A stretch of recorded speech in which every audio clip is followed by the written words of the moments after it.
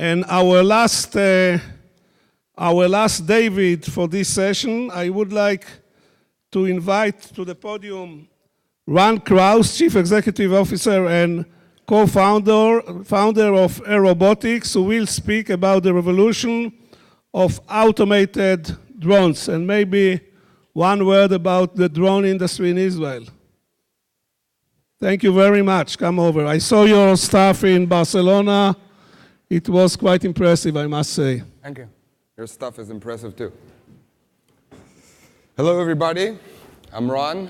I'm the co-founder and CEO of Airobotics. Do we have the clicker? Oh, right, thanks.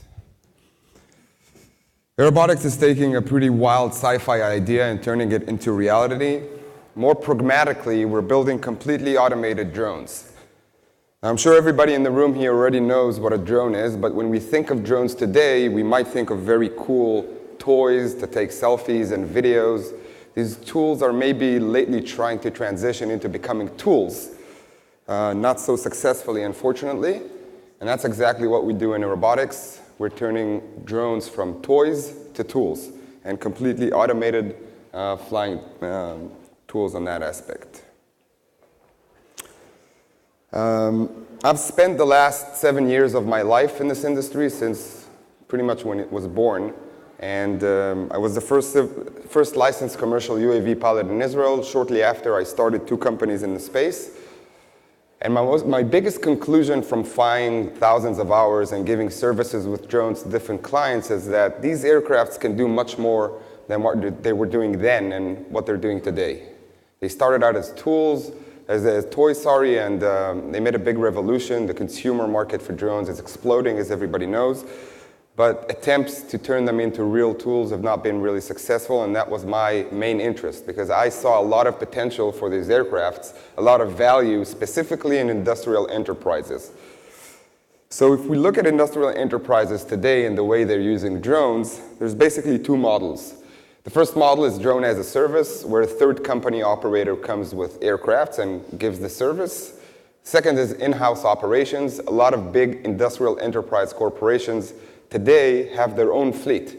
They have their own pilots, they have their own aircrafts, and they use that to gather the information.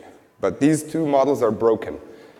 And the reason they're broken is that they fail to seamlessly deliver to the client what the client wants from drones, which is information. So drones are very cool, but if you look at it as a professional tool, these clients are using drones because they're very effective in collecting data. And these models are not doing that well enough. The reasons for that, first off, is the operator, the guy flying the drone. And that's where the seamlessness goes away, because this person has to take the drone, has to fly it, then download the data, analyze it, and then give it to a specific person who's interested in it. It's not seamless.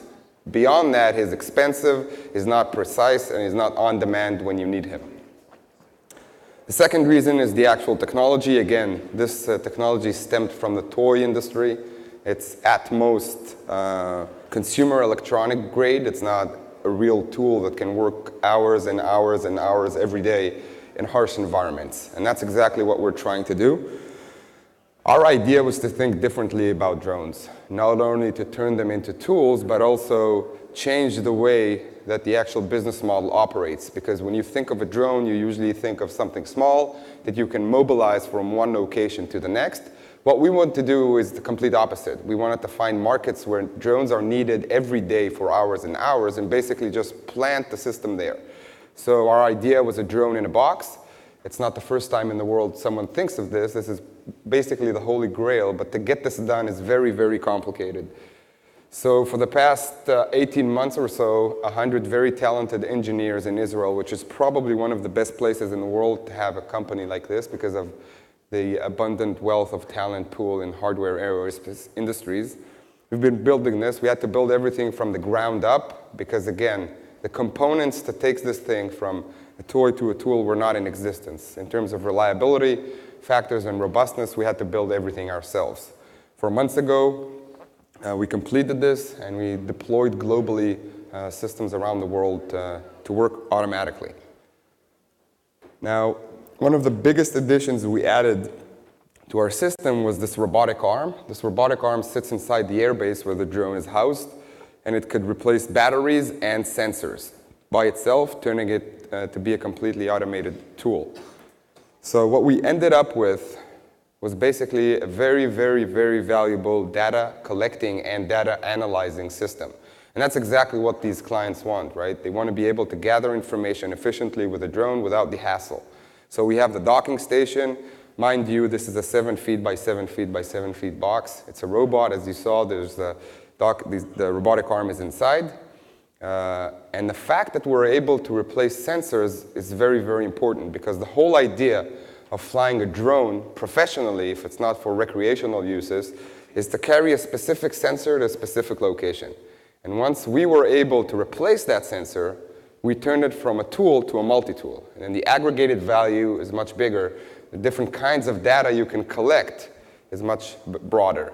On top of that, again, this is not the end game. Collecting data is not the end game. The end game is information. And our capacity and ability to work on that collected data, different types of data, fusing them into insights, is what the customer really cares about. So our first step that we're already in, we have a system deployed globally. Our first initial market, which is pretty big, is mines, paper mills, fabrication facilities, oil and gas, and ports. Now this is a very big market. We see a potential of over 100,000 systems alone here. And what we're seeing with our clients is very surprising, because when you think today about new economy companies, their problem is that they have too much data, big data, and they need to try and turn that data into insights out of this big cluster. The situation with most of the clients we're working with in these industries is the complete opposite. They're unable to gather the data that they already have. So if you think of a mine, there's so much data around the mine that can directly impact the efficiency, safety, and security of that specific facility. Now we're talking about facilities that have operating expenses in the millions daily. If you could move that needle by 0.1% on any one of those vectors, you're saving a lot of money. And that's exactly what we're doing there. Second step, after we've accumulated enough flight hours, which we think will happen in the next 2 years, is moving into cities. Now, when I say moving into cities, I'm not talking about package delivery at this stage. I'm talking about emergency response situations.